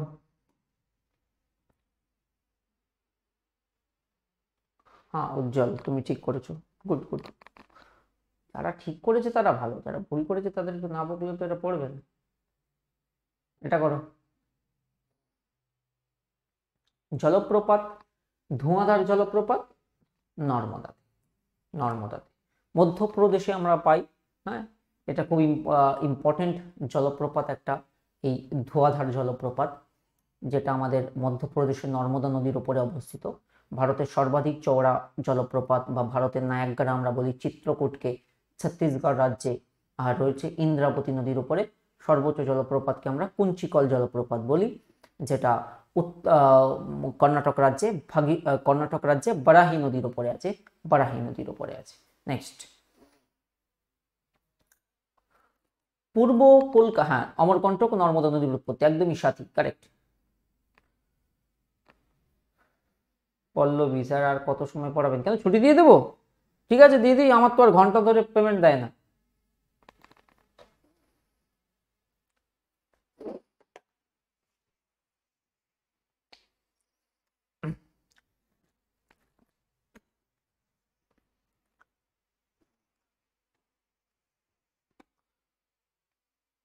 যাদের চাপ থাকবে মনে করবে, কিন্তু সব রকম থাকে না প্রশ্ন, যেদিন যেমন থাকে। করো, এটা করো। পূর্ব কলকাতা জলভূমি কত সালে রামসার হয়েছে? অবভিয়াসলি 2002, 2002 সালে। আর পশ্চিমবঙ্গে আর একটা আছে, সেটা কি? 2019-এ সুন্দরবন ওয়েটল্যান্ড। তো পশ্চিমবঙ্গে বেসিক্যালি এই দুটোই আছে। আর দেশে টোটাল কটা আছে? টোটাল যদি আমরা, আচ্ছা রামসার কনভেনশনটা কবে হয়েছিল?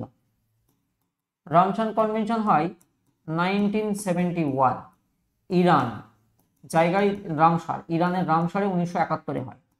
ভারত কবে অ্যাডপ্ট করে, বা ভারত কবে রামসার কনভেনশন গৃহীত হচ্ছে? 1982-তে, 1982-তে। বাট প্রথমটা 81-তেই ডিক্লেয়ার হয়ে যায়, মনে রেখে দেবে, চিলকালের কাছে আছে। তো রামসার কনভেনশন এই সময় হয়েছিল। ভারতের টোটাল হচ্ছে 85, যার মধ্যে তামিলনাড়ুতে হচ্ছে সর্বোচ্চ। কটা আছে বলতো দেখি তামিলনাড়ুতে, কে বলবে? তামিলনাড়ু, আগে ইউপি ছিল, এখন তামিলনাড়ু টপে, আগে ইউপি ছিল, তামিলনাড়ু এখন টপে। কটা আছে টোটাল? অনিমা, হ্যাঁ 2 ফেব্রুয়ারি 1971, ভেরি গুড। 28টা, তো বোকা বকবো, বুঝতে পারবে। 18টা। তোমরা কি করো আমি যে বুঝে পাই। যারা ঠিক করে তারা ঠিক, এই 2-4 জন ভুল করলেই না খুব কষ্ট হয়, কারণ এত কিছু।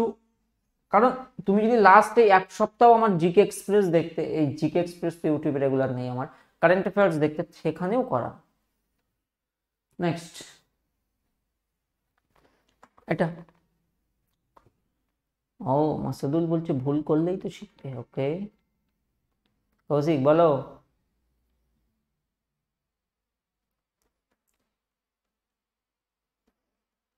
হ্যাঁ, Tulsidas is the correct answer. আর যদি শুধু রামচরিত থাকতো তখন আমরা সন্ধ্যাকর নন্দী করে আসতাম।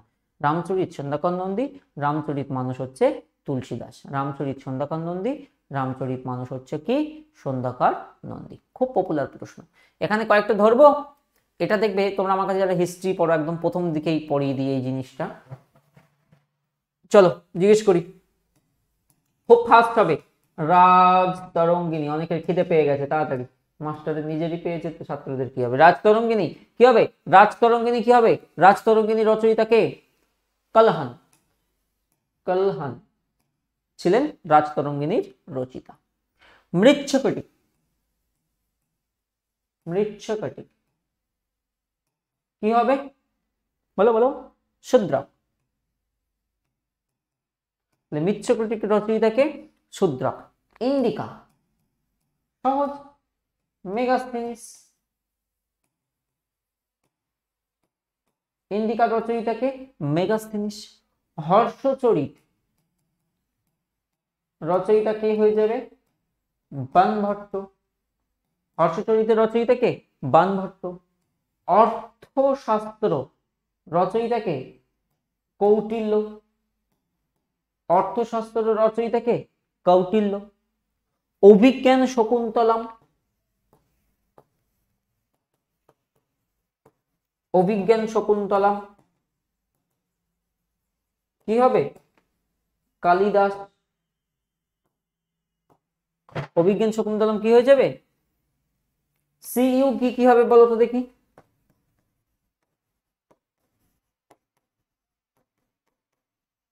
সিইউ কি রচয়িতা কে? এনিওয়ান? সবার প্রথম কে বলবে সিইউ কি? আরে ভেরি গুড, রিপন হিউয়েনসাং।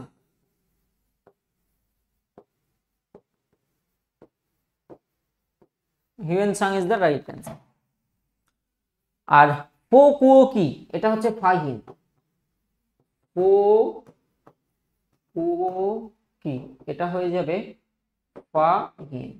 এটা দেখবে প্রত্যেকেই কারো না কারো রাজত্বকালে ভারতে এসেছিল, যেমন হিউয়েনসাং, যেমন ফাহিয়েন, যেমন মেগাস্থেনিস। এই জন্য তাদের রচিত বইগুলো অনেক সময় আসে পরীক্ষাতে। হ্যাঁ, এটা করো।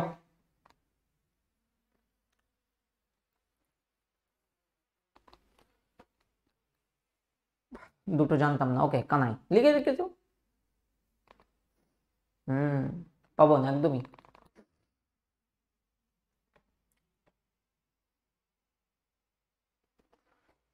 দু রকম উত্তর আছে, যাই হোক। এ প্রশ্নটার মধ্যে একদম স্বচ্ছভাবে ক্লু দেওয়া ছিল যাতে ভুল না হয়। 9ই ডিসেম্বর গণপরিষদের সেশনে আবার প্রথম সবাই কে করেছিলেন? সচ্চিদানন্দ সিনহা। পরবর্তীতে গিয়ে রাজেন্দ্র প্রসাদ হয় স্থায়ী হিসেবে, সেটা পরে গিয়ে। বাট প্রথম অধিবেশন ইভেন 9ই ডিসেম্বর দিল্লি কনস্টিটিউশন হল। তাহলে উত্তর আমার হতেই হবে সচ্চিদানন্দ সিনহা, কারণ ইনি প্রথম ছিলেন বাট অস্থায়ী ছিলেন। সেসব আমার অত ভাবতে হবে না, আমার জাস্ট উত্তর করে আসবো। আমি 9ই ডিসেম্বর দেখবো, এটাই হবে কারেক্ট অ্যান্সার। এটা 11ই ডিসেম্বর বলে রাজেন্দ্র প্রসাদ, একদমই কারেক্ট। ভেরি গুড, এটা করো। স্যার যা পড়িয়েছেন ভুলবো না। তাপস কুমার পল, ওয়েলকাম তাপস, মন দিয়ে পড়বে, ফাঁকি দেবে না। এই কটা দিন ধৈর্য, আমিও জানি এক্সাম ডেট নেই, চিন্তিত, বাট যদি টুক করে দিয়ে দেয় না চাপ হয়ে যাবে। এই জন্য চর্চাটা একটু ভালো করে খেটে করো। চাকরির পরীক্ষায় ধৈর্য রাখতেই হয় একটু। আর regularity, regularity very important thing. যেমন খাওয়া দাওয়া, একদিন তরকারি ভালো না হলেও কম খাই, বাট খাই না এমন দিন খুব কম। খাও না এমন দিন আছে? নেই, খাই আমরা ঠিকই। তো যেদিন অপছন্দের তরকারি হলো তো একটু খাচ্ছি, বাট কম খাচ্ছি। সিমিলার, যেদিন একটু লাগবে একটু কম পড়ো, কোনো ক্ষতি নেই, বাট রেগুলারিটিটা রেখো, রেগুলারিটিটা রেখো। উষ্ণতা হ্রাসের স্বাভাবিক হার ইংরেজিতে বলে normal lapse rate of temperature, যেটা আমরা ট্রপোস্ফিয়ারে দেখতে পাবো। প্রতি কত 1000 মিটার বা 1 কিলোমিটার উপরে উঠলেই বায়ুর উষ্ণতা 6.4 ডিগ্রি হারে হ্রাস পায়। এই ঘটনাকে আমরা নর্মাল ল্যাপসেট অফ টেম্পারেচার বা উষ্ণতা হ্রাসের স্বাভাবিক হার আমরা বলে থাকি।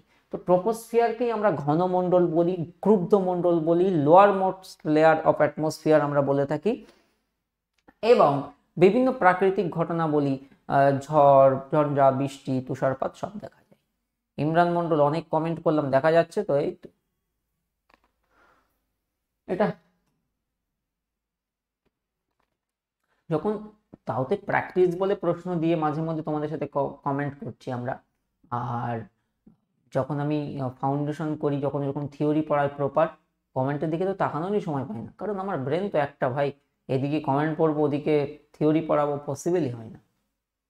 এই প্রশ্ন উত্তর করালে তো সময় পাওয়া যায় 10-20 সেকেন্ড মাঝখানে। তো আশাপূর্ণা দেবী কেন? অরুন্ধতী রায় সেই 1997 মনে নেই, গড অফ স্মল থিংস এর জন্য, গড অফ স্মল থিংস কার? অরুন্ধতী রায়। খুব পপুলার প্রশ্ন। আশাপূর্ণা দেবী প্রথম মহিলাদের মধ্যে পেয়েছিলেন উল্লেখযোগ্য সাহিত্য পুরস্কার, যেটা হচ্ছে জ্ঞানপীঠ 1976। কিসের জন্য? প্রথম প্রতিশ্রুতি, ডাব্লিউপি মেনে এসেছিল প্রথম প্রতিশ্রুতি রচয়িতাকে, প্রথম প্রতিশ্রুতি রচয়িতাকে। উত্তর করে আসবে আশাপূর্ণা দেবী। অরুন্ধতী রায়ের কি মনে রেখে দেবে?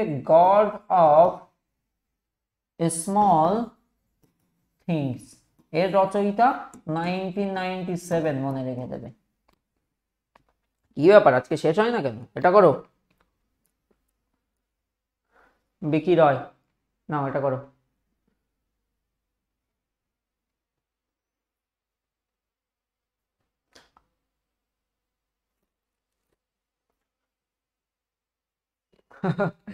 গল্প তো এখানে। কি হবে উত্তর? অর্ধেক সি অর্ধেক ডি। আচ্ছা, আমাদের পোল ফিচারটা কেমন কাজ করে একবার দেখি। এই স্মার্ট বোর্ডে পড়া যায় না, পোল দেওয়া যায় না। অনেকে, তোমরা যারা আমার কাছে আগের প্ল্যাটফর্মে পড়েছো, অনেকে বলে যে স্যার একটু পোল দেবে। কি জানো, এই আমরা সেখানে বসে পড়াতাম, বসে পড়ালে সামনে ল্যাপটপ থাকলে টুক করে পোল দেওয়া যায়। এই দাঁড়িয়ে পড়ালে না, পোল দেওয়া খুব অস্বস্তিকর ব্যাপার। দেখে আমি একটা পোল দিচ্ছি, তোমাদের কাছে কেমন পৌঁছাচ্ছে মোবাইল আড়ে করতে হবে বোধহয়, কি জানি। দেখো, একটা 30 সেকেন্ডের পোল দিচ্ছি, কেমন কাজ করে একবার একটু দেখি। দিলাম, এবার তোমরা সবাই পাবে। পেয়েছো?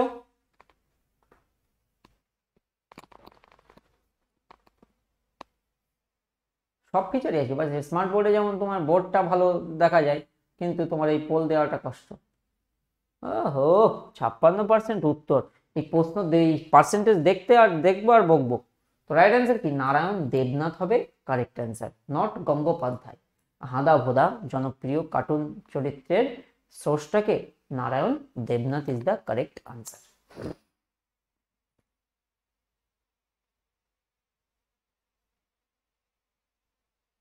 এটা করো, বল দিচ্ছি।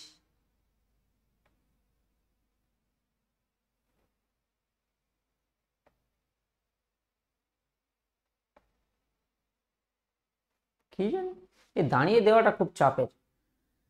দিলাম একটা, দেখো যাই কি বলছে। রাজ্যের রাজ্যপালদেরকে শপথ বাক্য পাঠ করান কে? রাজ্যপালদেরকে শপথ বাক্য পাঠ করান কে? এখানে অনেকে অপশন এ নির্বাচন করেছো, বাট এই জায়গায় ভুলটা কোথায় জানেন বলতো? অ্যাপয়েন্টমেন্ট অ্যান্ড ওথ, এই জায়গায় গন্ডগোল হয়েছে। বিভিন্ন রাজ্যের যখন রাজ্যপালদের নিযুক্ত হয়, সেই নিযুক্তটা বা অ্যাপয়েন্টিং পাওয়ারটা কার আছে? পাওয়ারটা আছে রাষ্ট্রপতির। রাষ্ট্রপতির আছে নিয়োগ ক্ষমতা, নিয়োগ ক্ষমতা। ওকে, নিয়োগ ক্ষমতা। দেখবে বিভিন্ন রাজ্যে যখন রাজ্যপাল চেঞ্জ হয়, দেখবে রাষ্ট্রপতি অ্যাপয়েন্ট করেন বা ট্রান্সফার করেন। বাট এই যে সংশ্লিষ্ট রাজ্যের হাইকোর্টের প্রধান বিচারপতি, তিনি ওথ করান রাজ্যের রাজ্যপালদেরকে। এটা করো, পোল দিচ্ছি। ভালো লাগছে তো পোল দিতে? আমারও সত্যি পোল ভালো লাগে।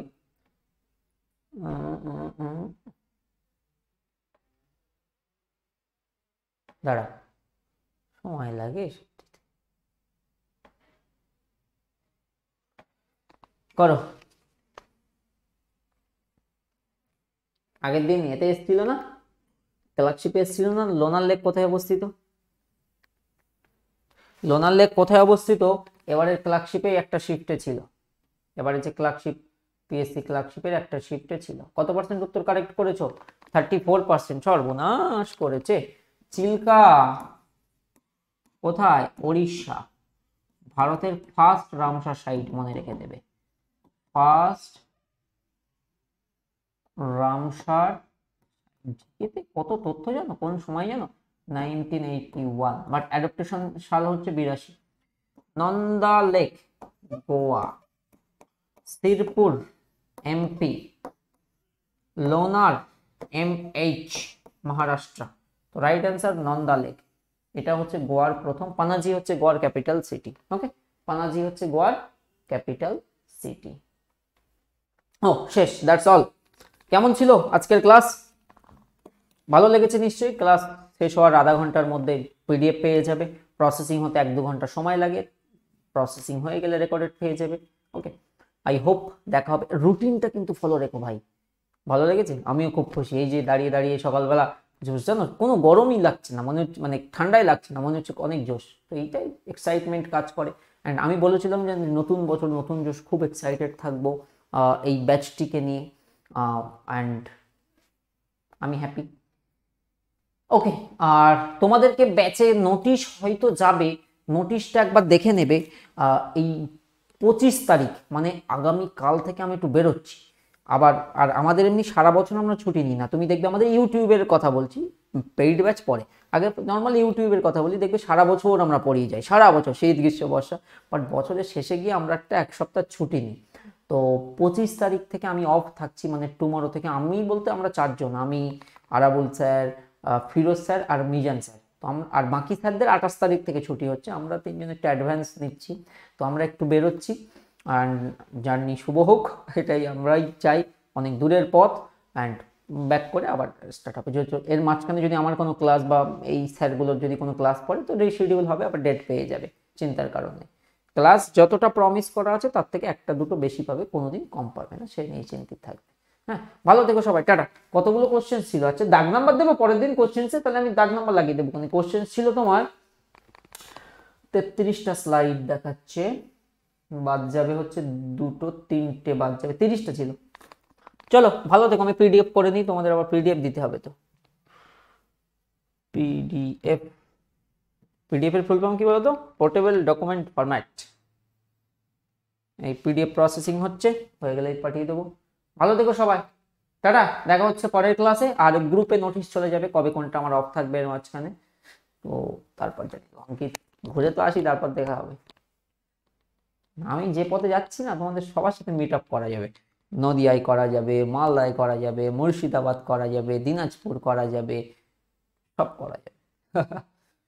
চলো টাটা, ভালো থেকো সবাই, খুব ভালো করে পড়বে, যেন ফাঁকি দেবে না। হ্যাঁ।